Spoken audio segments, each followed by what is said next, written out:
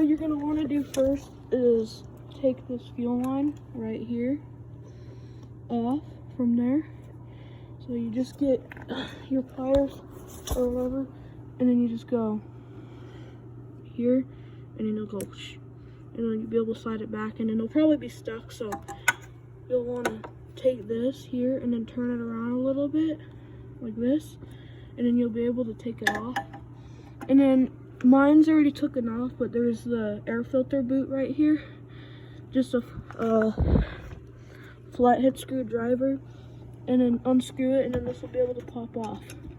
Now what you're going to want to do is get your tool like this, because it's probably going to be stuck on there because it's been on there for a while. So you'll want to get your tool, make sure it's on the right setting so you can take it off. Go like this, and then you should just be able to crack it. This one was pretty loose, so I don't think I could have used it, but you just want to make sure, because there's a spring in here usually, unless, so I just want to unscrew that. It's almost out. And then there's a big slide that's going to come out with a spring. Okay. So now you got your carb. Now we're going to go inside and clean this. So there's a system on this blaster. So this is a 2000. I'm not sure about the older ones, but they have the system called a Tor. So what this does is, let's say when you're on your throttle, it won't do it, but what it does is prevents over rev. And let's say your throttle gets stuck, it'll be able to shut it off. Like it'll make the slide go all the way down, so it's not over revving and it's not dangerous. And it does take so on the blaster there is a charging system, so this will plug into your charging system. So I'm just wanting to tell you that's what that is. We're going to be keeping it on here for keeping it stock, so yeah. So this is our carb off of our blaster, year 2000. So first thing we're going to check for is any fuel in our bowl. There's probably going to be gunk in there, but we're just going to take our screw out real quick, because we're gonna loosen it. And oh, that's not good fuel. That's not what you want to see. That looks like radiator fluid almost. So make sure it's all out. We're gonna tighten our screw back up, because nothing else is gonna come except goo when we take it out. So now we're gonna take these 4 screws out with this tool. And so one thing you don't want to see about your hose is, see how hard and brittle this is? Like, it just stays. You do not want that. It's unsafe because it can break while you're riding, and fuel can go drain onto your motor. So now we're going to take our screws out for our bowl. Don't lose these. And be careful not to strip them, because these, once you strip them, they're in there and it's not fun to take them out. So once you get these 4 out,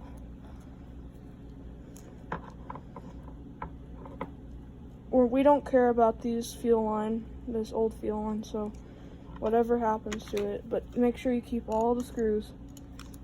So we're gonna see if we're gonna need a new seal once we take it off. And don't just pry it off like that. Take your screwdriver and go like that to it, and that will kind of free it up easier, so you're not. And do not stick a flathead screwdriver into here like this and go whoosh, and like that, because it'll mess up the meeting surface, like the metal. Because see how easy this just scratches? You don't want that to mess up the sealant where it messes it up, so you leak fuel out of your bowl. So now we got all these screws out, and we're not just going to take it off. We're going to take a screwdriver and we're going to go. Even if it feels loose, just tap it. So now we got all the sides. That seal Looks pretty okay actually, but there is some gunk in there. So we're gonna wanna clean that. So we'll be right back right when we get. So we have our carb now, the bowl's off. So the first thing you're gonna wanna do is take your air to fuel mixture out, air to fuel mixture screw out, and then you're gonna wanna take this out. You can remember how so let's say if you know it's tuned, you're gonna wanna turn it all the way in, and then you're gonna where it was set, you're gonna want to turn it in, but you're gonna count how many turns you did to turn it all the way in. So then when you're putting it back in, you just can turn it all the way in and then turn it out how many turns it was, and then you'll be able to keep the same tuning. But for sakes on this, we have no idea what the tuning is on this. So here your air to fuel mixture screw is right here. So we're gonna look. So here's our, and then the spring just goes on this. So then we're gonna keep this in our little box to not lose anything. So now what we're gonna do is take our float bowl off. So you're gonna want the right tool like this, your float out.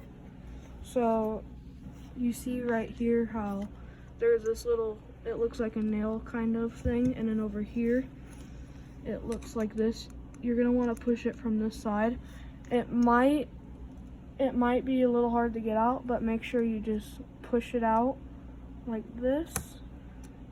So once it pops out, you're gonna take this out right here, set it to the side, and then now once you lift this up, there's gonna be a little needle valve that's gonna come out. So here's your float bowl, and then here's your needle valve, and then right here is the needle valve seat. So you're gonna get a Phillips head screwdriver, and you're going to start unscrewing it from here like this. So my hands are probably in the way, but we're not doing anything that much right now. So now once you take this screw out right here, you're going to stick it just somewhere right here. So now you'll have, this right here holds in your needle valve seat, and this keeps it in. So you're gonna want to stick that with your screw, and then you'll get the pliers, needle nose pliers, and you're just gonna kind of turn it to free it up, and then you should be able to just lift it straight up. So see here, there's a little O-ring right here. See, inspect the O-ring to make sure it's in good condition. See, this one looks pretty good. So stick it with here. So now you have your main pilot and your pilot. This one only has one. So you're gonna want, this is a 6mm.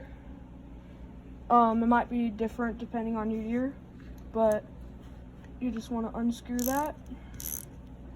Do not break this plastic shielding right here, because this keeps fuel from sloshing around and starving your pilot. So you're gonna want to unscrew this, but do not break that plastic piece. And don't drop stuff. So we should be good. See, you can probably see some, if I get a light right here, probably see the light through that hole. We're still gonna clean it though, because we want to clean this carb because it's still a little dirty. So you're gonna want to put this to the side, and that's pretty much what we're gonna do right now. Oh, and then so now what we're gonna be doing, because you want to take this choke out because there is seals. So you're gonna get your tool. It's a 12mm wrench right here. You're gonna want to stick it right here and loosen it.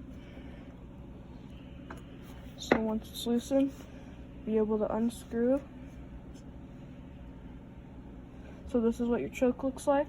So it looks like that O-ring is in pretty good condition, so we won't be replacing that. So the reason why you want to take this out is because if this gets in our chemical part cleaner, it'll inflame it kind of, and it'll ruin the seal. So now you have all that stuff out, you're gonna want to take your, and then now you're gonna take off the tubes right here. So that one just came out. See about this one.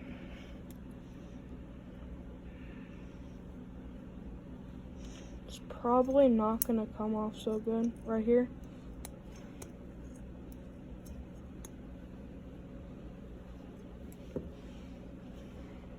Also, stick your bowl in there. Forgot to do that, so yeah. And also take your screw out right here.